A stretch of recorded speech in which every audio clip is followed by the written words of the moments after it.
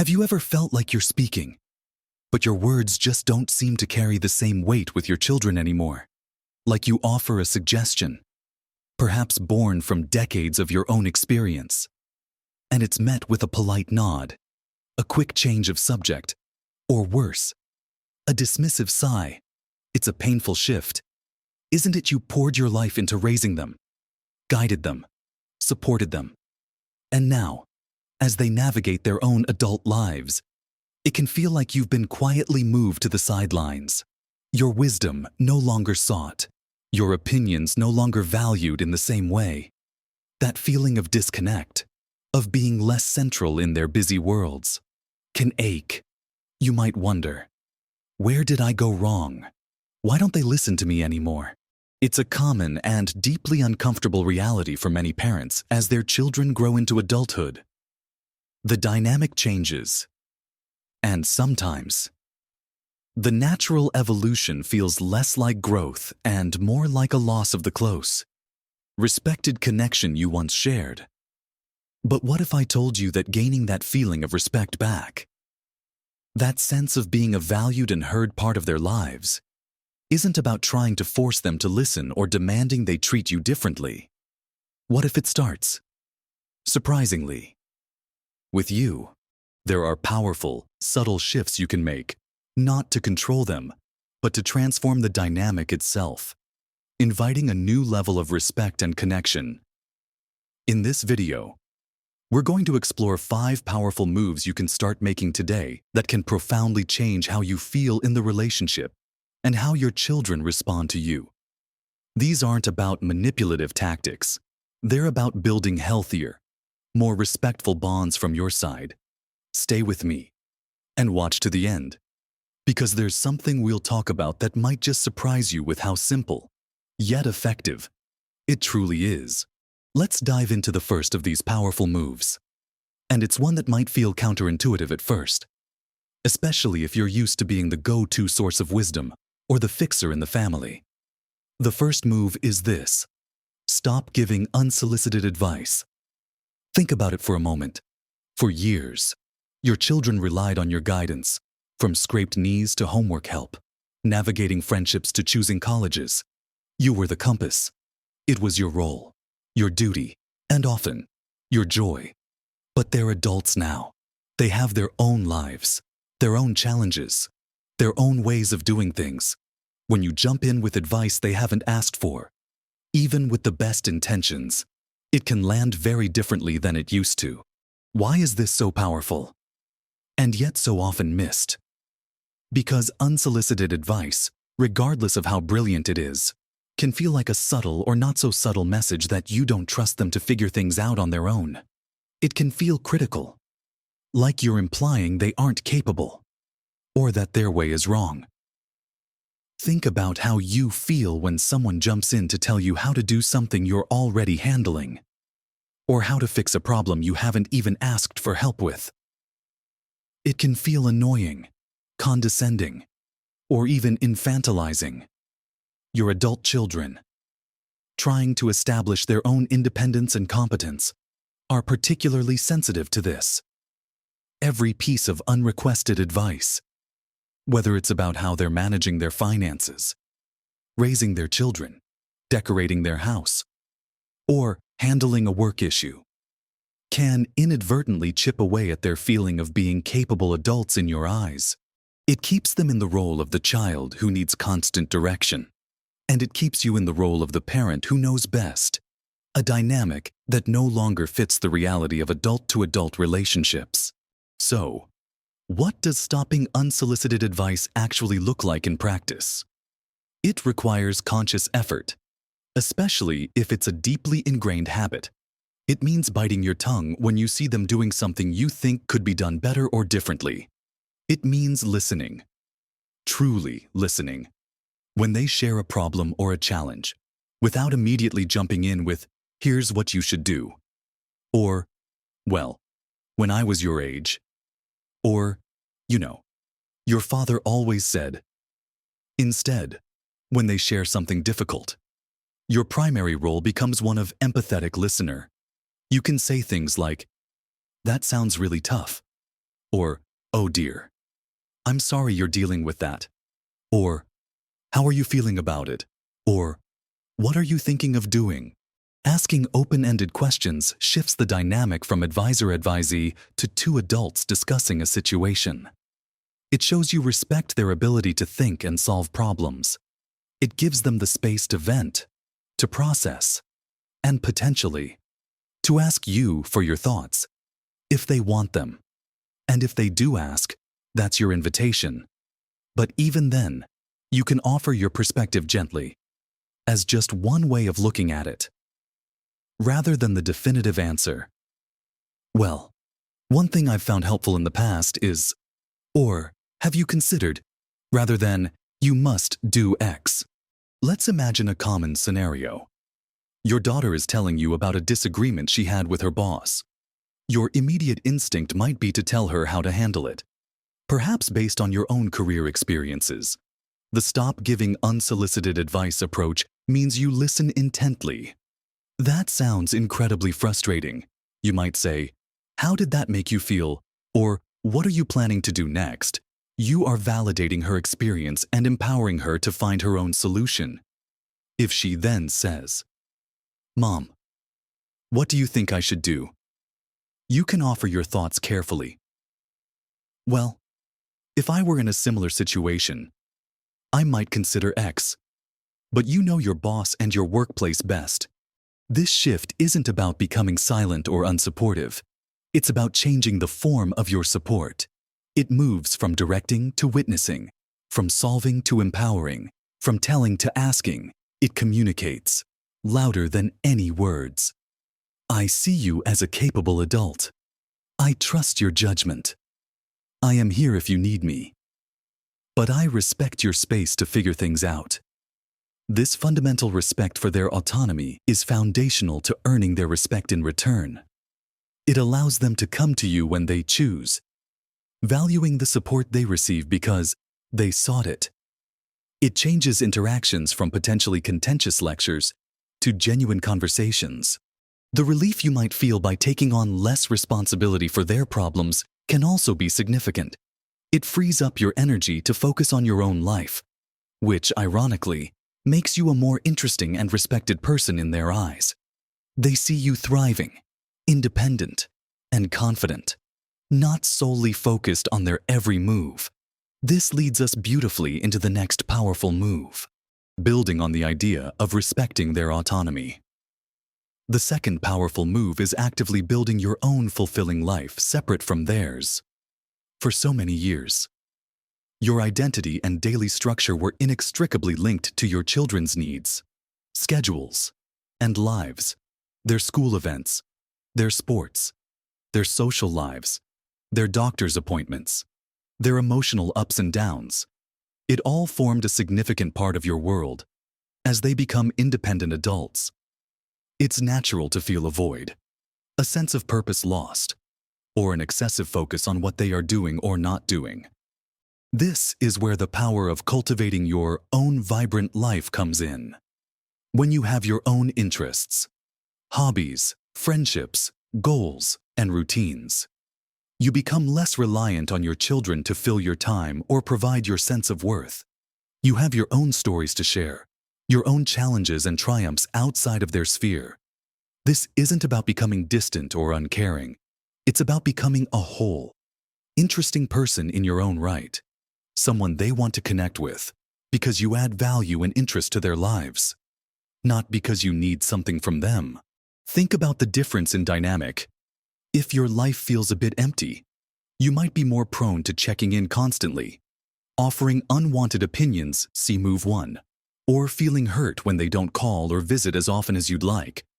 Your emotional well-being becomes tied to their availability and behavior, which puts an unfair burden on them and often leads to strained interactions. They can sense the neediness, and it can push them away.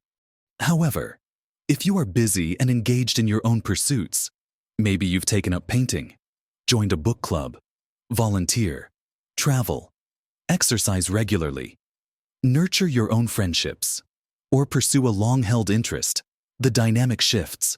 When you talk, you have things to share about your day, your experiences, your learning.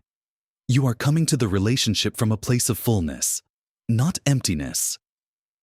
Your interactions are less likely to be focused solely on their lives and more on a mutual sharing of experiences. Let's look at an example. Imagine you have a standing phone call with your son every Sunday. If your week revolves around waiting for that call, you might feel anxious if he's late, or disappointed if the call is short. You might spend the call subtly trying to extract information about his life to fill the time. Now, imagine you've spent your week busy with friends, a new class, or working on a personal project. When he calls, you're genuinely happy to hear from him. But you're not desperate for the interaction. You can share exciting things about your week, the hilarious moment in your pottery class, a fascinating article you read, a fun outing with a friend. This makes the conversation richer, more balanced, and frankly, more appealing for him. He sees you as an active, happy person, which is far more inspiring than someone who seems to be waiting for his call. Furthermore, having your own life allows you to respect their boundaries more easily, which is our next move. If you have a vibrant social calendar, it's less painful if they can't make it for dinner on a specific night. If you have hobbies you love, you're less likely to feel slighted if they go on vacation without you. Your happiness isn't solely dependent on their participation in your life. This freedom, this self-sufficiency, is incredibly attractive and is a hallmark of a respected adult. Making this shift might involve some effort. It might mean consciously seeking out new activities or reconnecting with old friends. It might mean overcoming inertia or the comfort of routine. But investing in yourself, your well-being, and your interests sends a powerful message. My life has value and meaning, and I am responsible for my own happiness. This self-respect is the bedrock upon which your children's respect for you will often grow. When they see you valuing yourself and your life, they are more likely to value you and your time as well. It transforms you from a potentially dependent figure into an inspiring one. It's a move that benefits you immensely, and in doing so, benefits your relationship with them. It's not selfish. It's essential for fostering healthy adult-family connections. Now that we've talked about reigning in the unsolicited advice and building your own fascinating world, let's move on to the third powerful move, which ties directly into these first two, actively respecting their boundaries.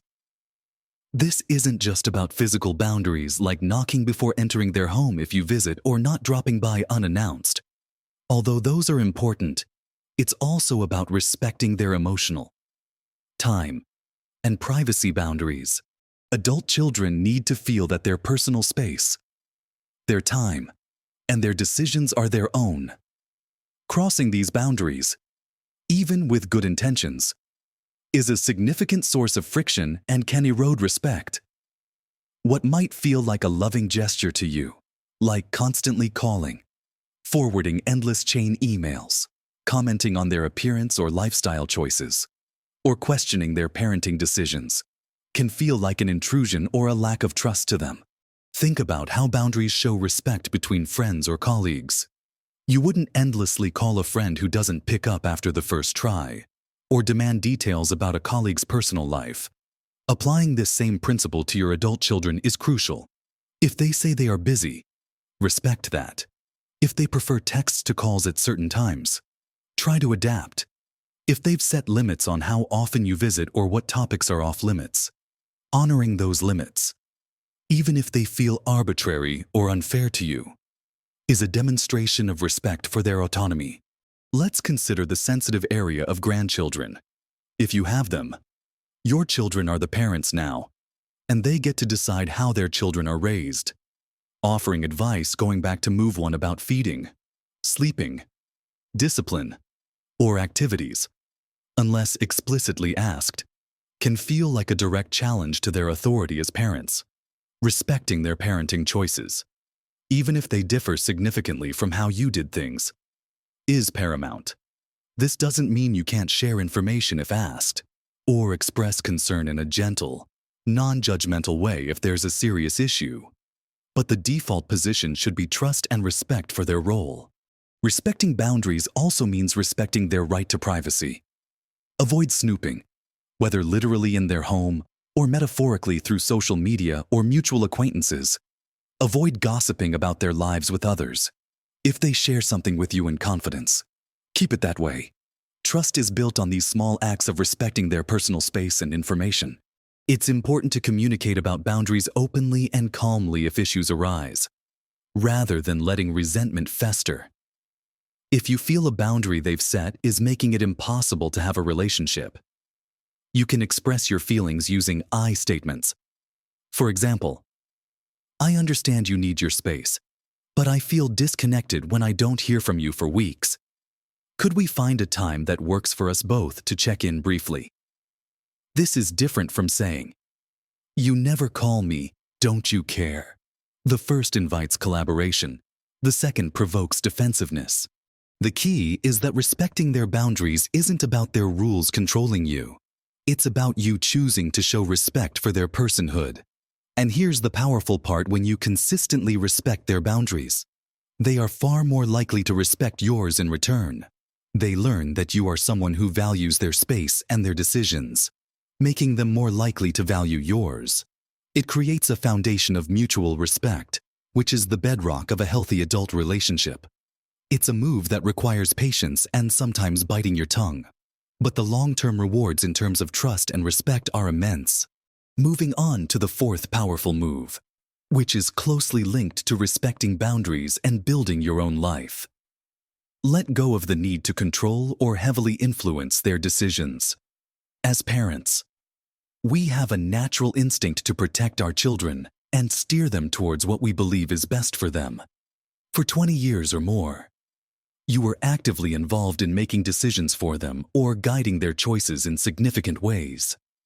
Transitioning from that role to one of supportive observer can be challenging. However, trying to control or overly influence adult children's major life decisions, their career path, who they marry, where they live, whether or not they have children, how they spend their money, undermines their sense of agency and communicates a fundamental lack of trust in their ability to make good choices for themselves, even if you genuinely believe you know what's best. Attempting to dictate their path is a sure way to create resentment and distance. Think about it from their perspective. They are trying to forge their own identity, build their own lives, and navigate the complexities of adulthood, making their own decisions, including making mistakes and learning from them, is a vital part of this process. When you try to control their choices, you are essentially telling them they are not capable of doing this successfully on their own. This can lead them to either rebel and make choices partly to assert their independence, or to become overly dependent and unable to function without your constant input, neither of which fosters a healthy, respectful adult relationship. Letting go of control means offering your perspective only when asked, and even then, presenting it as just that, your perspective, based on your experience, not as the definitive truth or the only right way. It means supporting their decisions, even if they are not what you would have chosen for them. It means trusting that you raised a capable human being who can navigate their own life, make their own choices, and learn from their experiences. For example, if your daughter decides to move to a different state for a job opportunity that you think is risky, letting go of control means you don't launch into a list of all the potential problems or try to convince her to stay. Instead, you might say, "That sounds like an interesting opportunity. What excites you about it?" Or, "How are you feeling about making such a big change?" You are opening the door for her to share her thought process, her excitement, and perhaps her concerns, without injecting your own fear or disapproval. You can offer practical help if she wants it, packing, researching movers, etc., demonstrating support for her choice, rather than trying to change her mind. This doesn't mean you can't express concern if a decision genuinely seems dangerous or harmful. But there's a vast difference between expressing concern out of love and respect. "I'm worried about you driving such a long distance alone at night. Could you stop halfway?"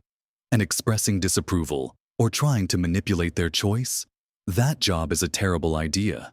You'll be miserable and too far away. Oh, the tone, the language, and the underlying intention are key. When you release the reins of control, you signal profound respect for your children as adults capable of directing their own lives. You move from being their manager to being their ally. This shift empowers them, builds their confidence, and allows them to feel seen and valued for the adults they are becoming. And guess what?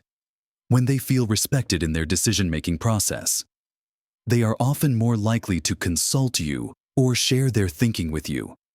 Not because they have to, but because they want to. They know you won't try to take over or judge them, making you a safe person to confide in. This move requires courage, especially if you're a natural worrier or problem solver. But it is absolutely essential for fostering genuine respect and a healthy adult connection. And now we come to the fifth and final powerful move. The one I hinted might surprise you, because in many ways, it underpins all the others. This move is take responsibility for your own happiness and well-being, and model self-respect. It sounds simple, perhaps even a little cliché, but its impact is profound. Children, even adult children, are incredibly perceptive. They pick up on your emotional state, your level of contentment, and how you feel about yourself. If your happiness seems overly dependent on them, their calls, their visits, their achievements, their approval, it creates an unhealthy pressure on the relationship. It can make them feel guilty, responsible for your emotional state, or resentful of the burden. Conversely, when you are actively pursuing your own happiness, managing your own well-being, and treating yourself with respect, you model a powerful lesson and create a healthier dynamic. This means tending to your physical health, eating well, staying active, getting enough sleep. It means nurturing your mental and emotional health, managing stress, pursuing interests, maintaining friendships, perhaps seeking support if you need it. It means having financial independence or managing your finances responsibly. It means treating yourself with kindness and valuing your own worth. Independent of your role as a parent or grandparent, when you respect yourself, you set a standard for how others treat you. If you constantly put yourself last, neglect your own needs, or speak negatively about yourself, you inadvertently signal that you don't value yourself highly. While this doesn't excuse others treating you poorly, it can contribute to a dynamic where your needs and feelings are overlooked. When you prioritize your well-being and happiness, you are communicating, through your actions, that you are a person of value, deserving of respect and care, from yourself and from others.